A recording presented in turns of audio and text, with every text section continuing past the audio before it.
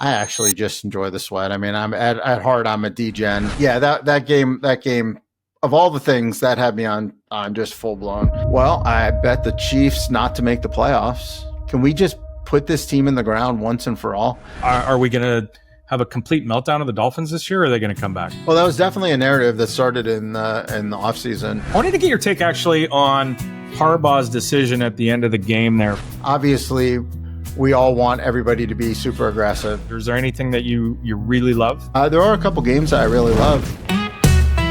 Gamble up, take the risk, roll the dice. Strategy and guts gonna change your life. Poker chips and parlays, the games are set. Adam and ODB, you ain't seen nothing yet. Welcome everybody to the Gamble Up podcast, episode 5. This is our weekly NFL look back, look forward. We're not going to talk a lot of poker today. It's going to be mostly NFL as we're all excited as the season starts. It is September 10th, 2025. I'm your host, A. Schwartz, alongside producer extraordinaire Roscoe P. Coltrane. It's been a while since he's seen a hole that big. He almost didn't know what to do. We're going to have a few of those. There's so many of those. I'm sure you're going to have more in the upcoming weeks. And co-host ODB, David Baker, how are you, sir? Awesome. I mean, I'm great. Not the week one I was hoping for, but, you know, we move forward. And, we'll get to kind of what transpired with my week. But it's NFL, and we get the pleasure of having 18 of these regular season weeks, only one down. So, I'm excited. It was nice to have real football back. That's for sure. Yeah, it really was. And a couple of great games. And I know, David, you were on the wrong side of a couple of those games, but as a fan, I mean, fantastic finishes in the Bills-Ravens and the Vikings-Bears game. They were just two fantastic games. We'll get to those in a little bit, but let's look back, a recap. So again, for those that are new, David, you are in the Circa Millions, 7, I believe it is, and then Survivor, the big Survivor pool, and the Grandissimo there as well, the $100,000 buy-in. So we're going to go over some of the things that happened this weekend, see where you are, you and your partners, where you're standing after week one. And from what I saw, so just jumping out into the wagering part of it. So those are the contests, but you're also, you like to take sides and bet on games. I notice you don't bet a lot of totals, or you don't put out a lot of totals. Are you mostly sides?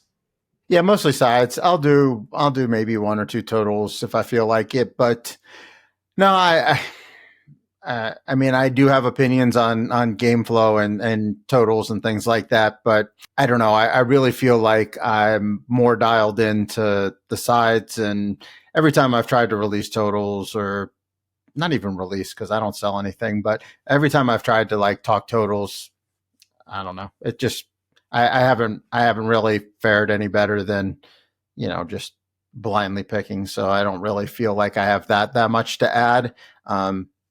But I do fantasy, and I do DFS, and I do those things, and those kind of incorporate totals into them. So, games that you want to really focus your fantasy attention on, you're going to lean more towards the over, and games where you're not, where you're kind of fading, things, then those are usually your unders. But when we talk about actual games, we can talk about like what I think will happen and give you an indication of where I feel the total is. There might be occasions where, I feel strongly one way or the other, but in general, I try to stick more to sides.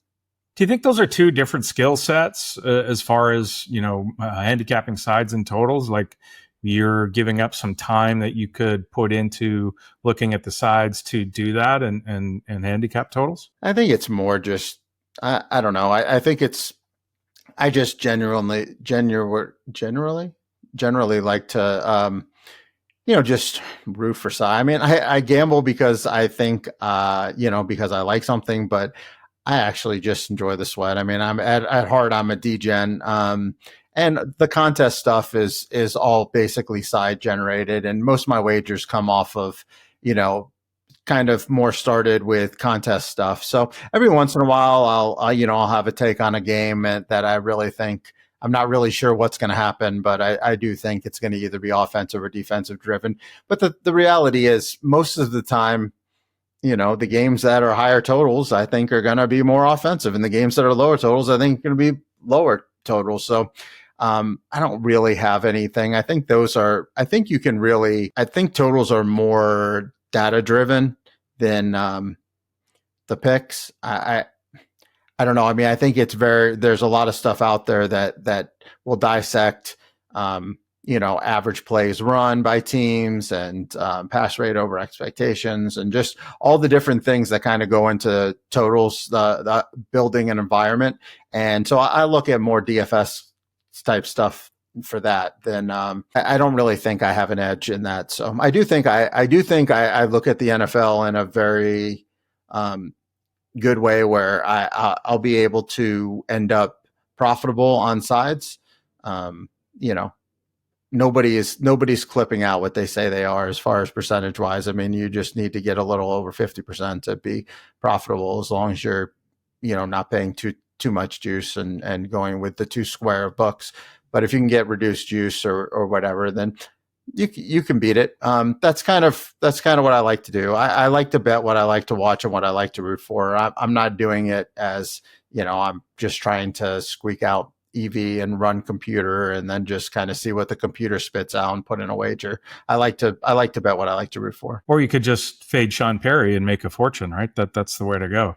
Yeah. Unfortunately, Sean Perry and I had a lot of the same games this week, but to his defense, I think he was on the right side of a lot of them. I mean, he ran really bad in his games. So all right, whatever. I mean, I'm not out here to, obviously he is what he is and he's trying to do his thing and whatever. That's not a guy that I really associate with or even want to be associated with.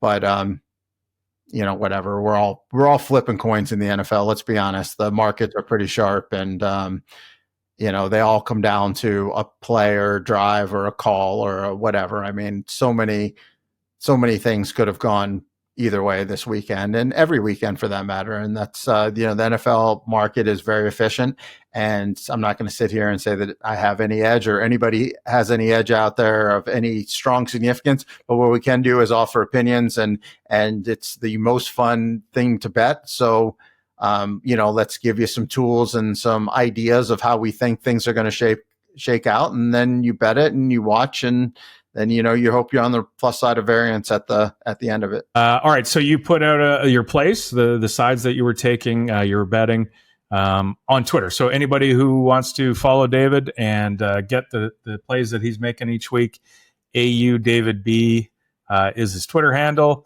And this week, the 2 games you liked a lot were the Ravens and the Rams. The Ravens, you were looking good there for quite a long time. I wanted to get your take actually on Harbaugh's decision at the end of the game there, 4th and 2, to punt the ball away there instead of trying to go for the win. Allen had been marching. The Bills' offense had been marching on their defense there regularly. They're at home. They're pumped up.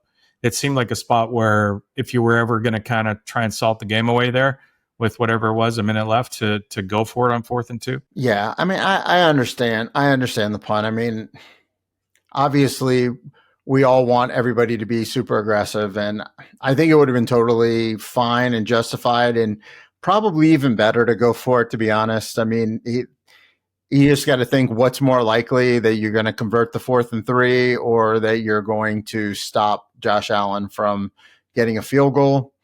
I don't know. I mean, I think that they're converting it probably around 50%, and they're probably stopping him a little less than that. So I guess my read would be to go for it, but also kind of just depends on what play they're going to call.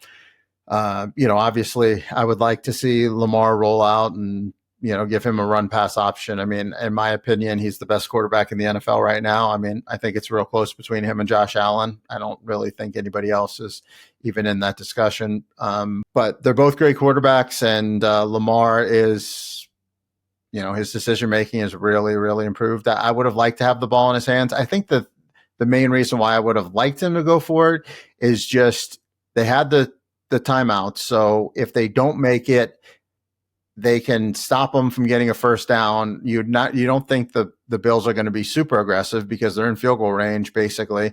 And if you stop them and they kick the field goal, you'll have a little more time where you can go down there and score yourself. So I think that would weight it towards that. But I mean, really, it all came down to the Ravens just took their foot off the gas. I mean, I think they thought they had the game in hand. I mean, I thought they had the game in hand. I never really had a doubt the Ravens were going to win that football game until they punted it, and and I'm like, oh shit, like this is going to happen. I'm going to lose this. And it was by far my biggest, most important game of the week. But, we move on. It's a game that's going to have lasting consequences for the Ravens. Most likely they're going to be on the road if they have to play the Bills in the playoffs. Now, I can't imagine that they're going to get one game better than the Bills, considering the Ravens have a much tougher schedule than the Bills do. So I would think that the Bills are going to be home for the next matchup between these two teams if it gets to that point. So we're going to get an opportunity to see it again. And I'll be honest, I'll probably be piling in on the Ravens again. So maybe we'll get another opportunity. So you split the games you like the most, and then you had a subset of 5 games that you leaned on. The Jets +3, Broncos -9, Bengals -4.5, Colts -1, and Lions +1 that you went 2 and 3 with. So not a disaster. I know you were kind of, down as far as your picks goes, but it's certainly not the end of the world. Yeah, I probably honestly shouldn't have even had the Lions up there, and Bengals made a last second addition on there. So, it could have been a little bit better. I didn't really. I don't know. That next subset was kind of. There was a lot of blurred lines. I just kind of liked a lot of things a little bit and didn't really love it. All week, I really loved the Jets, but then as I got a little closer, I started to get just a little bit scared. But they should have been in that top tier, to be honest. They were all week long. They were up in that top tier of games that I loved. Detroit, I think I think that's the one game that I probably just stuck with my priors on just a little bit too long. That Detroit wasn't going to miss a beat in Green Bay. Whatever. Like, I thought they were just going to be okay. And I don't think I really sat back and looked at and kind of took an objective view on that. So I think that one's on me. The Bengals, I don't know, man. That's a stupid ass team. I mean, they won the game. They had 7 yards on offense in the second half. I don't even know what to say about that game. I guess I was wrong there. That's the one that I lost that I don't really think I deserve to win. I do think that some of the other ones that I lost, I felt like I was on the right side, like the Bengals. I mean, not the Bengals, the Ravens, obviously we talked about. The Falcons. I don't know if that was in that subset or if that was in the next, but yeah, I like the Falcons, and I thought they really deserved to win. I had the Seahawks; they deserved to win, I thought. But yeah, I was overall, it was like kind of like a not much week, but just happened to be like the Ravens kind of tilted everything, to be honest. All right, so let's move on to some of the contests. The Circa Survivor contest. You survived all your Survivor picks this week, which is awesome to get through week 1. You used up the Broncos, I believe, on a bunch, the Cards, and a little bit less on the Jags, right? Yeah. So I have multiple people that I'm partners with, and we kind of just pool all ours together. And Mark and I basically make the decisions on those. So we kind of have a philosophy that, you have to kind of make some decisions with Survivor. And there are 3 basic things that you look at. One is, who do you really think is going to win that week? 2, how popular are they going to be in the pool? And 3, what kind of future value do they have? And kind of trying to, look at each factor and weight it proportionately to, just to, what we think. And we knew that Denver was going to be super popular, but when we looked at future value, they only had a few spots where we thought like that they would be probably the clear play. And there were some questions on some of those, even though we both like Denver a lot this year and they're definitely playable in a lot of weeks. We didn't think that they would be the prime play a lot. And second of all, we just felt like there was just really not much of a path for them to lose.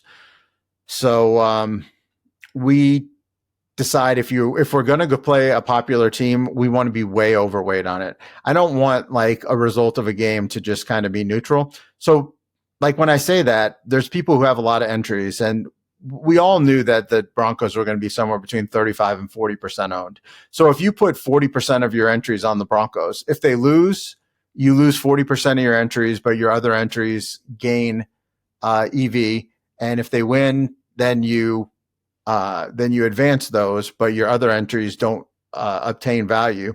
So you're basically it's kind of a neutral situation. We don't really like to put ourselves in too many neutral situations. So if we have a chalk team, we either want to be significantly underweight, so we know that we're rooting for them to lose, even if we might lose a couple picks, or we want to be significantly overweight, so we know that we're rooting for them, and anything else that happens in the pool is a positive for us if they lose.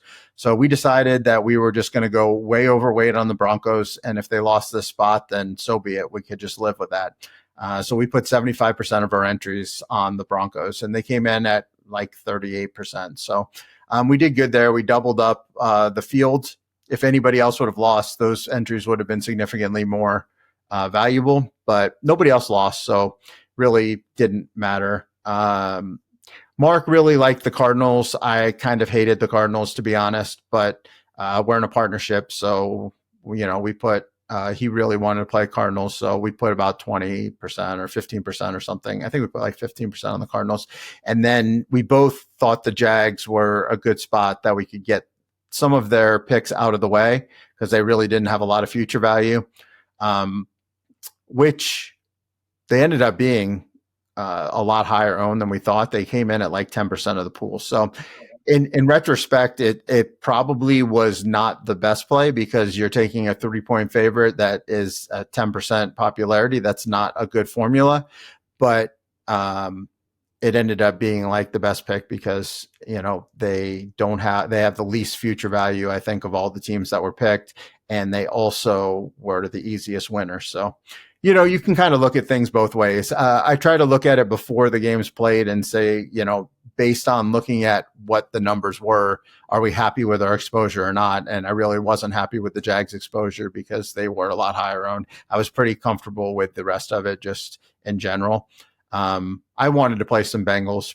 As I said, I like the Bengals. Mark was very anti-Bengals. So he was right on that one. It was a tough spot to be in. So we ended up not being on them. So, and those Jags entries pick up some value, right? Yeah, the Jags entries. I mean, our few Jags entries are our best entries now because we've got a team out of the way that probably has the smallest win total of all the teams that were picked. And also they don't have a lot of great spots, and the spots they do have, when you have a team like the Jags that aren't going to have many spots, when they do have spots, they'll probably be extremely high owned.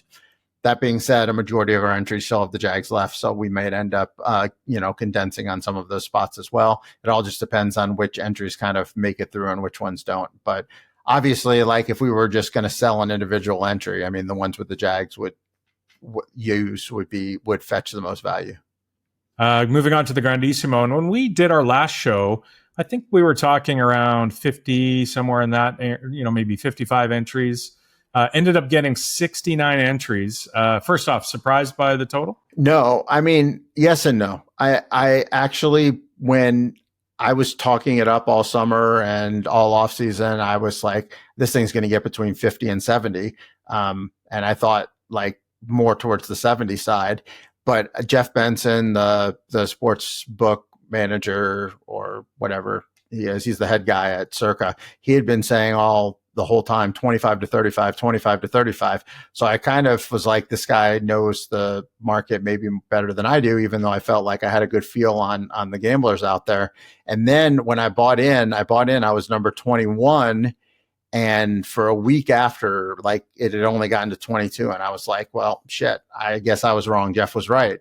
And so I went back and I was like, well, this is just going to get 30 or 35. But then it started to gain steam. And I was like, okay, this is kind of what I thought. Gamblers are lazy and put off doing things. And all of it came in at the end. It's kind of a snowball effect too. When you start seeing, 30, 35, 37, 38, 41, 48 on the ticker, like it gives you FOMO.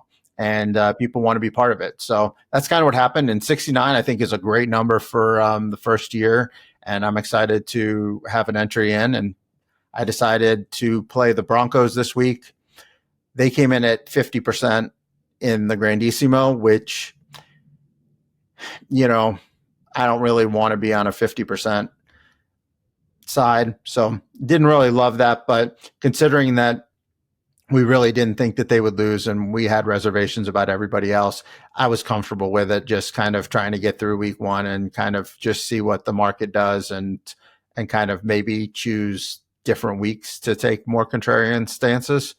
So yeah. Amazingly, all 69 entries got through first week. Yeah, it's crazy. Wow. I think there was probably like 9 or 10 teams picked or something like that. And it was a very favorite week. So yeah, no dog. So Broncos 35, Eagles had 15, Cardinals 11, Bengals 3, Commanders, Jags, Steelers, and Rams. So somebody else was on the Jags there as well. So their entry's worth a little bit more than 100,000 now. But now, given that there's 69 opponents in the Grandissimo and tens of thousands in the main contest, is your approach different when you look at planning out these weeks in a smaller field where maybe you only have 9 or 10 weeks versus the other big contest where you've got to run the whole table? Well, that's a kind of a multifaceted question. One thing I will say is, yeah, I mean, in the bigger fields, I'm playing for 20 weeks with Thanksgiving and Christmas being separate weeks. So I 100% know that this contest will never end early. It's not going to be a solo winner, and it's not going to end before the end. So I need to get through 20 weeks. So yes, I will look a little further down the line, making sure that I keep multiple options available for Thanksgiving, multiple options available for Christmas, while multiple options for those last few weeks, because we don't know who's sitting who and who's playing and who's going to get hurt and the quarterback injuries that we could have. Now, the Grandissimo, I don't have to quite plan out as far because it's unlikely that we're going to get through 20 weeks with 69 entries. That being said, I've read a lot of strategic articles and listened to a lot of people talk about these contests, and I kind of got to disagree with some things that they're saying. In the small contests, this is what I'm reading and seeing is in the small contest, play the chalk because there's less people to get through and yada yada yada. Just play the best plays and you'll get through. Now, I think kind of the opposite. In a small field, let's say, for instance, the Broncos got beat. In the big field, in the big one, you lost 7,000 people. But you still have 13,000 to go. It's very hard for you to get. I mean, it's going to be very hard for you to win that. So having like a couple unlikely events to happen, still going to leave you as a very big long shot to take any money out of the pool. Now, in the Grandissimo, if the Broncos lose, now all of a sudden you're in a pool with 30 people and you're a lot closer to the finish line. So I think that every time you can fade the chalk and get on the lower owned side, you're that much closer to a single act of randomness of a main play going down. You're that much closer to actually obtaining the prize that you're looking for, which is winning and being the last one standing. So I kind of feel like I may want to be more contrarian than people in the Grandissimo. But then on the flip side of it, there's always that thing. It's like, oh, did I really go out with this team? That if they were 4-point favorite when I could have taken this 11-point favorite. It's like, why did I try to get fancy week 2? And it's 100,000 and I have investors and things. And it's like, oh, well, why didn't you just take the Ravens this week? Like, they're 11-point favorites. They're never losing to the Browns. Like, why did you take the Detroit Lions or the Minnesota Vikings or whatever the team is that's lower owned? It's like, why did you do that? So you look like an idiot a lot, but I think my general philosophy is that in the smaller fields, once you get to that finish line. You just need less things to happen to win. I mean, you need a lot to happen to win. If you keep picking the favorite, when I say favorite, the pick that most people are on, you need a lot more things to go your way. You need to win. You need some of these other smaller ones to lose, but then you need to outlast all those other people who continuously are picking. And just like in poker, like it's hard to win an 80%er, 15 times in a row. So like, would you rather just try to hit one parlay of this 75 or 80%er goes down and this 60%er wins? Now all of a sudden I'm in a contest with 35 people instead of 69 people. So yeah, I don't know. It's going to be a tough debate internally, and with Mark and I just kind of weighing the risk of looking stupid by not taking the layup versus what I really think is the better philosophy. When you say, just for everybody, so when you say Mark, you mean Mark Gregorich, your partner, right? Yeah, Mark Gregorich is my partner with all this stuff. I have in the 100K, I have overriding decision power. So I'll be taking the bullet if we do something, but that doesn't mean like I don't weigh his opinion. Ultimately we decide on things together and we kind of go down. We go down or we go up as one. So some weeks he'll make the decision and I'll just go with it, and some weeks I'll make the decision and he'll go with it. But yeah, my name's on front and center of the 100K. I got a bunch of people that trusted me to do it. So I'll have overriding like blame or credit if it ends up winning or losing, which most likely it's going to lose because only one of the 69 is going to win, and it's unlikely to be me. But I'm going to do my best to get there. I'm sure we're going to have some crazy discussions this week because there's a lot of Survivors about as interesting as it gets this week, I think.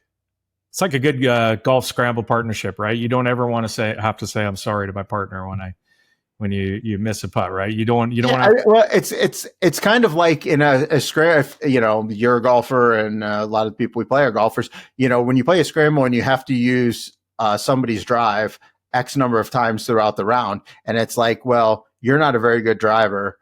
Do we get yours out of the way here and then risk it, or do we just take the drive that's 75 yards ahead and in the middle of the fairway?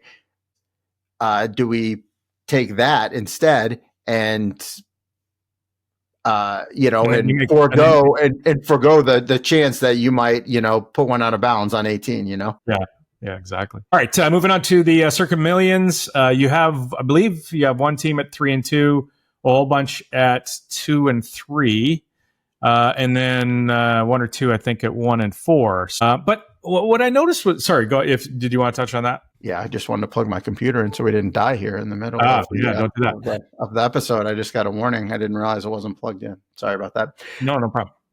Yeah, so in the pick contest, we have multiple entries, and we try to condense on a lot of them. Mark and I go through all the games, and the games that we both love, we try to pick 2 to 3 games that we just want to go all in on, and we just put on all our cards, and then we kind of wheel all our like secondary picks on there.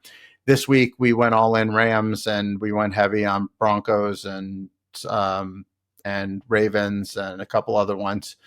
And so most of our entries are going to go up and down kind of together. But we went 3-2 on one, not the best week, but the consensus in Circa went 0-5. When I say consensus, I mean the 5 most popular picks in the Circa contest went 0-5. Well, even more to that point, if you look at the overall win-loss record for the for the Millions this week, 11,653 winners, 16,657 losers, picking at a 41% clip, which is a large sample. It's not like it's a sample of 100 guys. It's 20 whatever thousands. People went 41% of, and you would think that these maybe are above average gamblers or, well, not only that, but you're also getting more stale lines because the lines come out on Thursday and you don't have to pick till Saturday. So you're actually even getting a chance to cherry pick the lines. That just shows you kind of how efficient the market is, that it's really close and you're kind of still coin flipping in the end. But but yeah, the most popular selections, I think they went 1 and 9 of the top 10 picks, the consensus top 10. So yeah, it was kind of a bloody week in the contest, which is kind of another thing that goes towards contest decision making is you really want to, you kind of want to also be somewhat contrarian on picks. I mean, one thing that I have done well in the years is kind of forecasting what the market's going to do in the circuit contest. And you really kind of want to stay off the popular picks because, you're still 52-48 probably, you're not really, so you kind of want to manage what you think is going to happen versus what the market's going to do. And you really kind of want to stay in a somewhat contrarian state, like just using the Bills Ravens game, for example. I think it was something like 1,200 people were on the Ravens, 500 were on the Bills. So, the Ravens aren't going to win that game 2.5 times more often than the Bills with the spread. So, Ravens ended up being a bad contest pick. But, there are other sides. Like I think the Jets, might have been on the good side of that one. But you definitely want to be on the lower side of the game picked. So kind of trying to wean that out and pick games that we like, but at the same time, not just falling in line with market. This week we were kind of in line with market, hence the reason why our record was kind of shit and, the market was shit as well. So that's just kind of how it goes, though. I mean, early on, you're just trying to pick winners and you just kind of go from there. So now off to the slow start. And I wonder what the year you guys did win. Did you get off to a good start? And then yeah, we actually won the first quarter that year. We went, I think, 19-1 on our card of the first 4 weeks, maybe 18-2. And we had multiple cards that were up there near the top. Yeah, we got off to a really good start.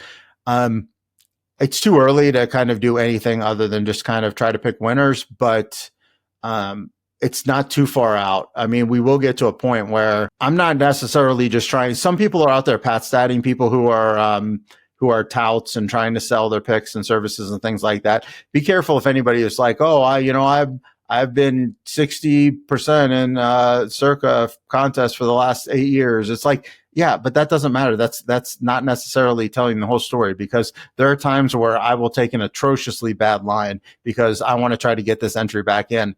And like, let's say the Raiders were getting 3, but then somebody got injured. Max Crosby's out, and then they go to 6. Well, I might just take the bad line of 3 because maybe I'm 5% or 7% or 10% less likely to win. But when I win, I'm flipping the odds are probably something like 2,500 people would pick the one side and 500 people pick the Raiders. So when I win, I'm gaining on 2,000 people. So, if you're trying to win the contest, sometimes you have to do some things that are unconventional. So I'm never worried about like what my total record is. I'm worried about trying to get myself in the best position to win the contest, or at least place in the contest. There will come a point where I'll just abandon the contest and I'll start playing for quarters, or I'll abandon the contest and just start playing for cashing. There's different points. The 3 and 2 card for sure, we're obviously just going to put our best picks out there. The 2 and 3 cards we will too. 1 and 4, maybe we just we stay off of anything that we think is going to be popular. So that would kind of be my philosophy on the contest. All right. So let's look back at some of the things that we saw. The other things, of course, we did mention the great comebacks, the great comeback games, the Bills, Ravens, Vikings, Bears. The other one that kind of stood out to me like a sore thumb was the Dolphins and how bad they were against the Colts. Are they really that horrible of a football team too? Their offense was just horrible. I mean, I'm in fantasy, you're in fantasy. You look at some of these Dolphins like Tyreek and Tua and the chain for, are we going to have a complete meltdown of the Dolphins this year, or are they going to come back? Well, that was definitely a narrative that started in the offseason, before the season, that the Dolphins were the most likely team to implode. There was, I think on the show that we did, the previous show, I said that if you're going to play the Dolphins under, that just play alt line under, because I think if it implodes, it complete implodes. It's not really surprising. I mean, Tyreek is a head case. He wanted to be traded before, at the end of last season. And then he gets like, oh no, it's all fine. Now he's got these allegations and he's just a very unhappy camper. I could definitely see him going like the AB route, Antonio Brown, and just peace out. Tua, I don't think we really have a lot of confidence in. Coach there, Coach Gordo, I call him because he looks like Mike Gordinsky. Coach Gordo there kind of feels like he's lost the locker room. Feels like the media has turned on him. I definitely think there's a reasonable chance that he gets fired and this whole thing comes crashing down. That being said, they have a lot of talent, and they're home this week and small favorites against the Patriots. So sometimes in the NFL, it just takes 1 week, and I think we the main thing to come away in the first week or two is you can listen to. Everybody will give you some sort of advice. And usually the two pieces of advice are, one, don't overreact to anything you saw in week 1 or week 2. It's a long season, blah, blah, blah. The second thing that people will say is, don't underreact to things that you see. Like a lot of times we get stuck in our priors. So it's a fine line. And I try not to overreact to the things I see, but I also don't want to be late, because by the time the market catches up with things, if you see it first, you can really take advantage of it. Like I've said before, when I've talked about the year that we won, it was a COVID year. And I immediately noticed week 1 that the crowds, there were no crowds in the stadium, and the good quarterbacks, even when they were on the road, they were still getting the home field advantage, but they were on the road and they were able to audible out of things that they saw, and they were able to adjust to defenses changing. Well, the market didn't pick that up for a good 6-8 weeks. And I was just constantly hammering good quarterbacks on the road because they were getting built in this home field advantage that was non-existent. So it's like trying to find just inequities in the market and taking advantage of it. So are the Dolphins one of those things? Are the Colts one of those things? We just kind of have to parse that out. Don't overreact to Danny Dimes looking, great in week 1. Don't overreact to Tua looking, like a complete terrible quarterback. Which of those are going to stick and which ones aren't. And that's kind of our job, is to parse through it. I do tend to think that the Dolphins stuff might be a little real. It does kind of feel like it's melting down. So I don't want to be last off the ship. So it's not going to be a team that I'm going to look to take. But I'm not so convinced in this narrative that I'm just going to just full on fade forever. I kind of want to see, but yeah, it definitely feels like that boat's leaking, and I don't want to be the last one on it for sure. Anything else surprise you about week 1? Any teams that look better than you thought or worse than you thought? I mean, the Cardinals, Panthers, neither of those two teams look too good. We're going to get a good peek into both of those teams this week. The Broncos, I expect them to be contending for, late in January spots. So I think they're a team that I really anticipate going deep this year in the playoffs. They looked very poor. I kind of tend to think that was just a 1 week play with your food type thing. But yeah, Bengals did not look good. Yeah, I was kind of down on the Bengals, to be honest, for the offseason. I think the defense is bad. I think the offensive line is bad. I think Burrow and his receivers are fantastic. So they're going to be in some shootouts, but they're also going to just leave you shaking your head a lot too. So yeah, I thought they would take care of business with the Browns. The Browns looked a little better than I thought. I thought the Browns might be a complete disaster, but they didn't look like a complete disaster. So yeah, they were a little more promising than I thought. Green Bay, definitely very impressive. Probably the most impressive team of the week, I would say, just top to bottom. They really looked good out there. The Commanders too. That's going to be a good game on Thursday night with those two teams, because the Commanders, I thought it was a sneaky spot that the Giants could go in there and do something, and they just the Commanders just completely manhandled them again, start to finish there. One of the things that drives both you and I crazy, I know, is coaching decisions that should be simple, right? I mean, there's a lot. I'm not suggesting that you or I could be an NFL head coach when we kind of make fun of some of the decisions, because there's so much that goes into it. But when you can just kind of point out simple things that billion-dollar franchises do that just torch win percentage. It drives people crazy. It drives myself crazy, and you too. I know. One of the things, especially, and this was relevant for you this week because you had the Broncos, and so they're up 8 with a minute and a half or a minute and 5 seconds left. I think it's 4th and 8 on the 36 on the Tennessee 36, and instead of kicking the field goal to go up 11 and 2 scores, they go for it on 4th down and don't make it. Right, so that's a spot where they kick that field goal. You cover, and maybe the narrative is different about the Broncos this week. Yeah, that game of all the things that had me on just full blown. I'm not saying I deserve to win that game, that I deserve the cover there. The Broncos played like crap, and Tennessee was feisty. But look, when you get in that position and there's 65 seconds left, and you have a 53-yard field goal in perfect weather in altitude with a veteran kicker that's been around forever and is one of the best in the league, and you decide, no, we're just going to drop back and just chuck it out of bounds and give the team the ball back with, a minute left and 65 yards to go. I mean, we've all seen, like, even though Cam Ward was not very good and Calvin Ridley couldn't catch the ball, players make catches. There was plenty of opportunities for them to call pass interference on a couple of those passes too. There's a lot of things that could happen. I just think that the risk of getting a field goal blocked or anything was so minuscule. You're seeing, Chris Boswell kicks a 60-yarder outside in Meadowlands to win.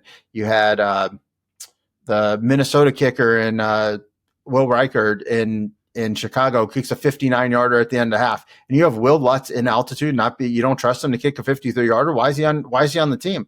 I mean, this is just coaching 101. I mean, if I wouldn't have had the Broncos in Survivor, I would have just rooted for the Tennessee to go down there and score. I mean, it's just like, this is just shit that's inexcusable. I mean, there's really just no justifying. It's not like the wind was blowing, and it's not like it was raining, and it's not like he's a rookie kicker. He's literally one of the top 5 kickers in the NFL, and Denver is the nut spot to kick. So yeah, I don't know what was going on in that situation.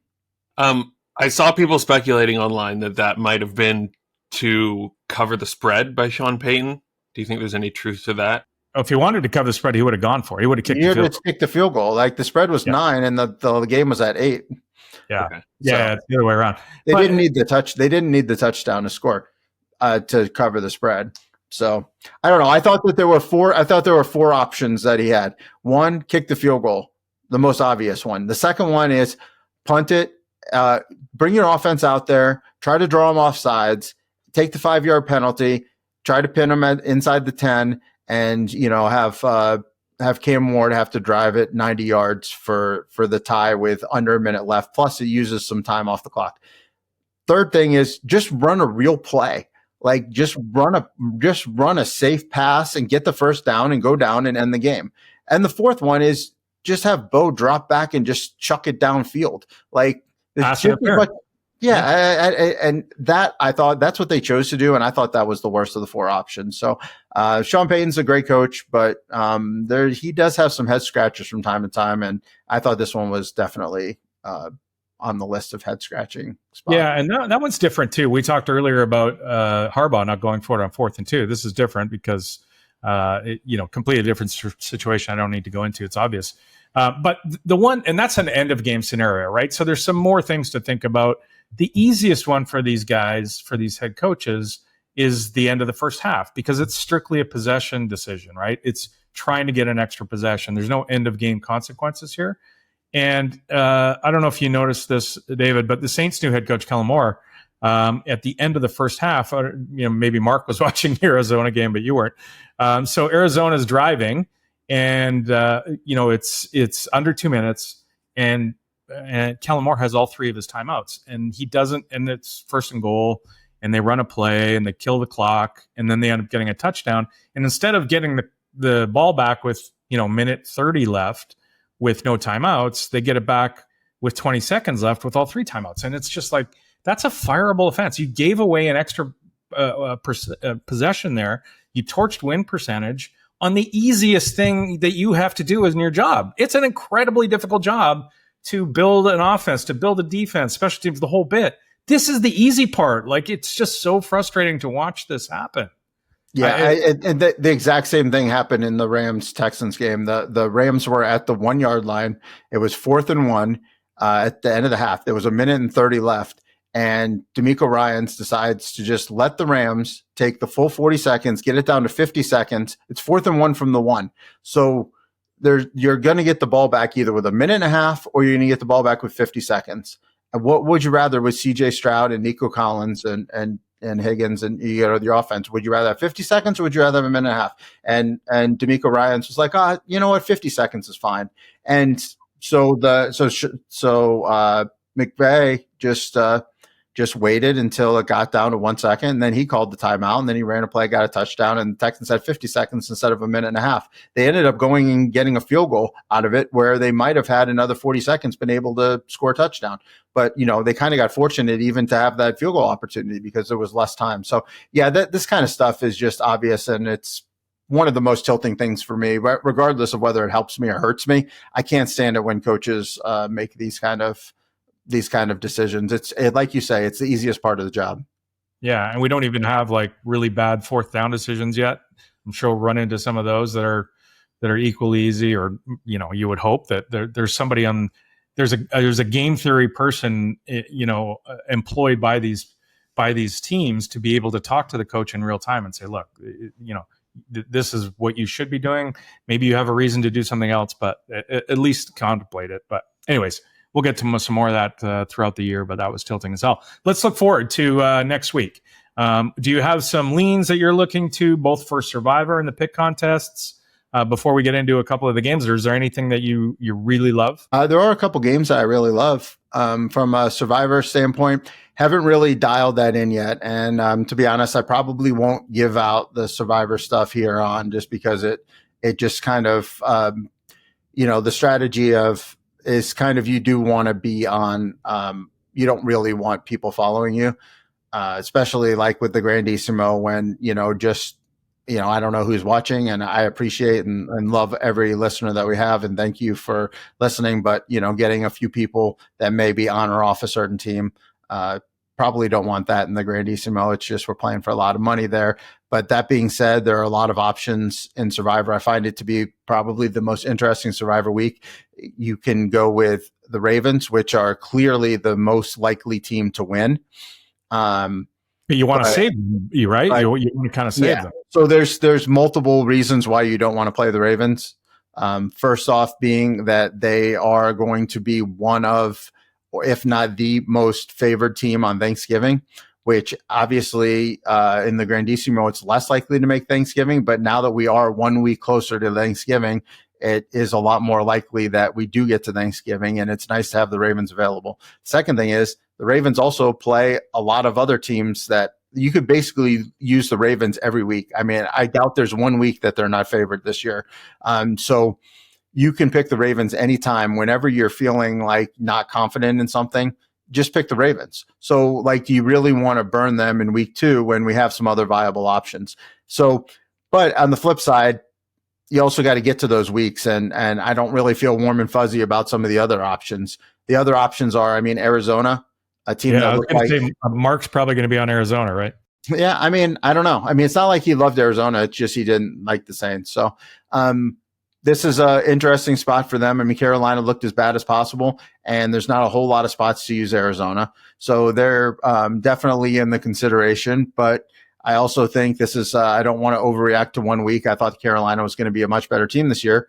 And I still think that that's the case. I don't think Arizona by any means should be laying a touchdown to the Panthers. So I kind of like the Panthers in this game from a spread perspective, but they still probably have enough win equity that it may be a Survivor pick.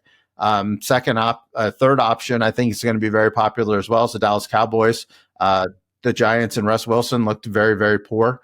The Cowboys looked surprisingly well, and they don't really have a lot of home games where they're going to be significant favorites. So this is kind of a spot to use them where future value is probably as weak as it gets versus some other, versus other spots. And then, you can go down a little bit further. The Jets play the Bills. Bills probably along with the Ravens, the softest schedule, and not the softest schedule, but they do have the Ravens don't have a soft schedule, but the Ravens are just really good. But the Bills are really good, and they have a super soft schedule. So they're going to play the Dolphins twice. They're going to play the Jets twice. They're going to play the Patriots twice. I think they have a couple other cakewalk teams in there as well. So we definitely want to save the Bills rather than play them on the road here. So I don't think they're going to be very popular, and they probably won't be in my options as well. Then you have some 6-point favorites. You've got the Rams on the road at Tennessee. You've got Detroit at home versus versus Chicago. And you've got a little bit further down some 3-pointers, like Minnesota, at home, and the Steelers and some other teams in that realm. So there's a lot of things that to look at this week.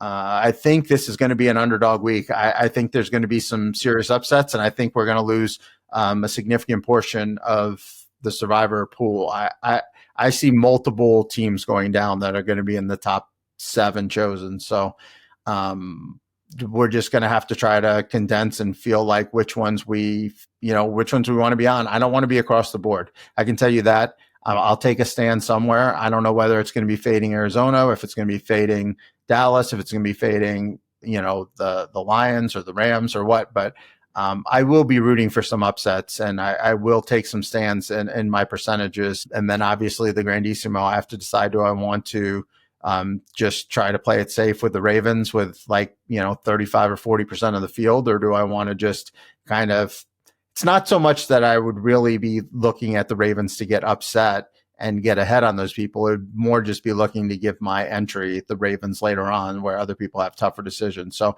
do I think that those tougher decisions are going to come later on, or are they going to come early? So that's kind of my thought process there with the Grandissimo. And then the picks contest, Ravens minus 11.5. I kind of, that's a lot of points to give up to Cleveland, who looked decent. That's a tough spot. Yeah. Those big spreads are, if one team can do it, it's the Ravens. I mean, they're the type of team that can score 40 every week. So I don't mind laying the wood as much with the Ravens, but they probably won't be in my top selection. I will say, I'll give a couple picks that I really like. The first one being one that's going to be absolutely no surprise to anybody who knows me at all is I will be all in on the Philadelphia Eagles versus the Kansas City Chiefs. I think the Chiefs are kind of dusty, to be honest, and now they don't have Xavier Worthy, they don't have Rashee Rice. When your receivers are Hollywood Brown, Juju Smith-Schuster, and Tyquan Thornton, that's a receiving core that I don't think is going to win versus these Philly DBs. And we already saw how this Philadelphia defensive line manhandled the Chiefs in the Super Bowl a few months ago. Not much has changed for this Philadelphia Eagles team, and the only thing that's happened for the Chiefs is they lost Worthy, and they got a rookie tackle, which I'm sure he's going to be better than what they were rolling out there last year, but still a rookie, and you're still going up against arrested Jalen Carter, who didn't even play in week 1, and the rest of that Philly front line. We know that the Philadelphia offense is as consistent as it gets, and they ran the ball up and down the throats of Kansas City for 3 quarters in the Super Bowl before they just kind of quit in the 4th quarter. So I don't really look for that to change. I know Philly feels like they're just disrespected, just period. And I think they're going to want to go out in statement and just put a stamp on that Super Bowl. Yeah. The game I'm looking at is tomorrow, actually. The Commanders getting 3.5 in Green Bay. Obviously Green Bay looked great, but I think from last I read, they're missing a couple of guys on the O-line, and Washington looked pretty good. So I think I'm going to take the 3.5 tomorrow in Green Bay. How do you like that one? Yeah, I'll be on that one with you. The Green Bay defense did a very good job of getting to Jared Goff and causing him to have to release the ball rather quickly. That offensive line in Detroit is severely less than it was last year. Now you have a different animal in Jaden Daniels, and the ability for him to break containment, give his receivers a little bit extra time, run, pass. I think that the Commanders will keep this game competitive right down to the wire. So I'm not sure who's going to win this game, but I do like the 3.5. I think this is going to be a last position type game. I think these teams are pretty equal, and I think I like the Commanders there as well. Any futures bets that you've come across this week that caught your eye at all going forward? Well, I bet the Chiefs not to make the playoffs. I got plus 235 on that. It went down after I bet it, but I'm not sure what it is on your, the markets that you can get there in different markets. I bet at Circa here in Vegas, but see what DraftKings is. Basically, the Chiefs are 0-1 with a division loss to the Chargers. They have the Eagles this week, which I've already said that I like the Eagles, and then next week they go to Denver. And I will be liking the Broncos that week. So, I mean, if they get off to an 0-3 start and they don't have their wide receiver core, I think that's just, it's time. It's time. It's time to bury this team. We've had enough. We've had enough of Tay and T. Kelsey and just the Mahomes nonsense. Like, can we just put this team in the ground once and for all? So, yeah, I'll be on that. I'm considering. I was really a little aggravated, honestly. I was hoping that the Ravens, that I would be able to take advantage of this loss, and that the Ravens odds would have, I would have gotten a little better price. They're like 6 3/4 now to win the Super Bowl. I may take a little of that. I took a little of that. Yeah, I might jump on that. I was hoping it would be a little less. I mean, a little more, but. I might jump on that. I mean, I liked them at 6-1. They didn't show me anything week 1. I mean, the only difference is that they're going to have to beat Buffalo in Buffalo in the playoffs. So, and I already said, I'm going to like that. So if I'm going to like that, then why not, get a little taste there. Nice. Yeah. There you go. All right. That'll do it for the wrap up of week 1 in the NFL. Thanks to everybody out there for listening. If you have a question for the show that you want us to answer or go over during the podcast, tweet it at myself at A Schwartz Poker, or Roscoe. Roscoe, your Twitter is at producer Ross. We also have an email, gambleUpPod@gmail.com. I started an Instagram, so everybody should give us a follow there. It's at GambleUpPod. GambleUpPod everywhere. Beautiful. And then David's Twitter again for his picks and stuff is AUDavidB, at AUDavidB. So follow him there. Any other things, David? Oh, you've got Survivor Sweat as well. So I will be doing, so for those who love the contests, and whether you liked it before or whether you're listening now and you're like, oh, that's a cool thing to follow the Survivor contest. So let me just say, what Circa does is they take the picks in. You have to get your picks in by 4 p.m. Pacific time, and then they lock it at 6 o'clock Pacific time. They do a little show. It's 30 minutes where they release all the picks, and they say what percentages took each team in the Survivor contest, in the Grandissimo, and in the Circa Millions. That lasts from 6 o'clock to 6:30. At Survivor Sweat, we started a new show, and I'm going to be on it most weeks. It's going to start at about 6:30, 6:45 Pacific time. You can get it off of my Twitter, and it's going to be a 4-box. So it's going to be kind of like around the horn type thing. And we're going to talk about and dissect the numbers that have come in, our instant reactions to the percentages, reveal what our picks are. And me and a couple of the other guys have Grandissimos that are in there. We're going to talk about what we thought the percentages were going to be, how they shuck out, if we wish that we would have been on different teams based on the percentages. Are we happy? Why did we choose these certain teams? Just kind of basically just everything Survivor related. And it's going to be 30 to 45 minutes to an hour. And we're just going to dissect everything that is Survivor.